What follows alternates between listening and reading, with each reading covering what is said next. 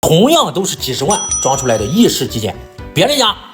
轻奢的豪宅感，你们家好了高配的出租房。那么问题到底出现在哪里啊？其实很多人都不清楚了，是限制你颜色搭配的平替式零嵌。姐妹啊，这一般只有咱内行人咱自己讲一讲了。像市面上面的普通的这种零嵌，它并不是嵌入式冰箱的，真正想要嵌入式的一定是全嵌式冰箱的。那么如何去分辨？一定要注意以下这3点了，姐妹。第一点就是安装方式，姐妹，那真正的嵌入式冰箱，它的门是可以跟柜门去一起去做定制的。更关键的是啥呢？它能做到严丝合缝。就咱姐妹你自己，你去家里边，你不留意，你都看不到冰箱在哪的。而且它不仅美观，整体看着是一整面墙的一个柜子，更关键的，它还能根据咱姐妹家里想要的整体风格去做定制的。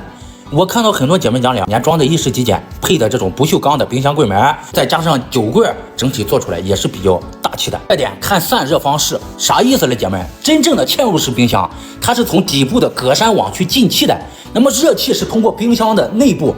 冷凝管循环降温的，最后从这个上面顶部去排出的。柜体和冰箱整体都做了散热的，比那种密不透气只有底部局部散热的零嵌冰箱还要高效很多的。也就是说保鲜效果也更好了，另外也更有利于延长柜体和冰箱的这种使用寿命的，防止时间久了那么橱柜变形、侧板冒汗这种各种情况发生的。第3点，姐妹，重点来了，一定要看他们的服务的，也就是说找一个从前期定制到安装整个过程都有专人全程去对接的这种品牌的，有经过专业培训的这种安装团队，从前期你家过去量个尺寸，然后出具体的定制方案，把一些开孔散热的这些详细尺寸给到全屋定制，他们做柜子的，他们去帮你去盯着这些安装的一些细节需要注意的点。那么这种是比较放心的，一定要找这种品牌的。最后姐妹，咱千万别找那种没有装过嵌入式冰箱的外包师傅，他们还没给你装好了，你还没用几个月了，好了，不是柜门变形，